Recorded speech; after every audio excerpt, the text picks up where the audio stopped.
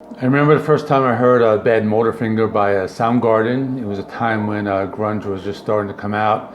But this was a band I was familiar with. I had already owned their previous album, Louder Than Love. Back then, they were just pretty much considered a metal band. But they were from Seattle, and they were kind of like lumped together with that entire grunge scene. So this album, Nirvana's Nevermind and Pearl Jam's 10, all came out like within a month of each other, and this was probably the heaviest of the grunge bands, but they were very unique and experimental. Badmotorfinger was supposed to come out on September 24th, but as I was planning this video, I was under the impression that it was the official release date. But in my research, I found out it was released October 8th, 1991, so it is celebrating its 30th anniversary. The album was released on A&M Records and produced by Terry Date. The album was a very heavy album, had lots of alternate tunings and odd time signatures. It had a very distinct sound. The band went out on tour with Guns N' Roses for their Use Your Illusion tour, and I saw this band live I think a year later on the Lollapalooza tour in 1992. That show had the Red Hot Chili Peppers as the headliner. It had Soundgarden, Pearl Jam, Ice Cube, and Jesus and Mary Chain. If I remember correctly, I think Rage Against the Machine was also playing one of the side stages. And this album was also nominated for a Grammy Award for the Best Metal Performance in 1992. Okay, so here's the vinyl. I got this as a VCLT by Aaron Alomar. And really awesome album. I really love this. This one is always on my turntable. And now I'm just gonna talk about the songs. Opening track, Rusty Cage, released as a single, and the music video did get some airplay on MTV. The song starts out with a very ominous riff. The song itself is fast-paced, has a repetitive guitar riff. The song is a steady drum beat, and Chris Cornell's vocals really shine on the song. During the bridge, it almost feels a little bit like punk rock, but there's only a few songs that are compared to punk. This band is a lot different. They experiment a lot with different time tempos and things like that.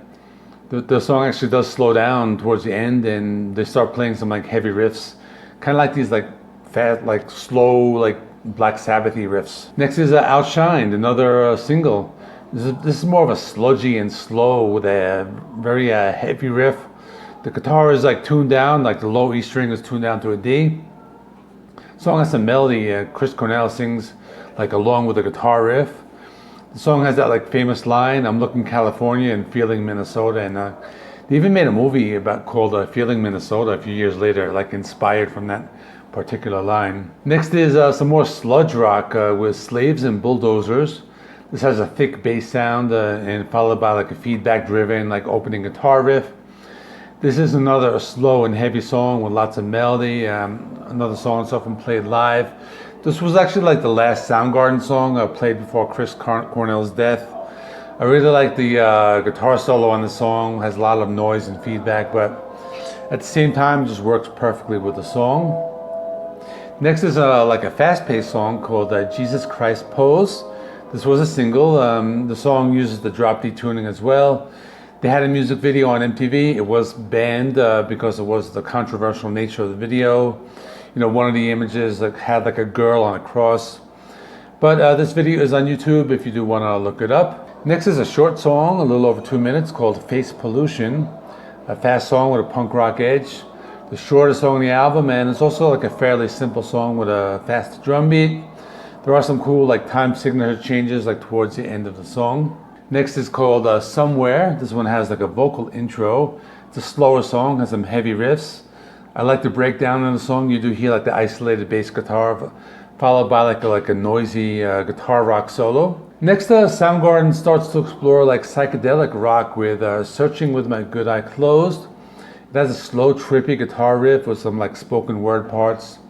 The song itself reminds me of a heavier version of one of those later day Beatles songs. It has that kind of sound to it, specifically Tomorrow Never Knows from Revolver. I really like this one. Next is another single called Room 1,000 Years Wide. It's a fast, not a fast, but it's a mid-pace rocker, has a heavy guitar riff. This song was released back in 1990 through the Sub Pop label.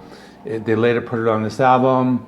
One of those few songs not written by Chris Cornell. The lyrics were written by Kim Thayil, and the music written by Matt Cameron. Kind of a stranger type of song. It does have some like horns and saxophone like towards the end. Next song is another song, brings back that psychedelic rock called Mind Riot. A slower paced song with some cool guitar riffs. Has a great vocal performance by Chris Cornell. Next is another short 2.5 minute punk rock style song called Drawing Flies. This one has some like horns in the mix, kind of like one of the more like unique songs on the album. Very hard to describe, but they really made the horns work in the mix. Next is Holy Water. This one brings back those like thick and sludgy riffs. It's a slower paced song with heavy guitars. The chorus in the song very melodic and memorable, and the guitar solo is really cool. I think they like played it or recorded it backwards. It kind of reminds me of like a Jimi Hendrix solo. Last song is called New Damage. It's very slow. It's sludgy and reminiscent of the songs from their first 2 albums. It has that slow and doomy like Black Sabbath quality to it.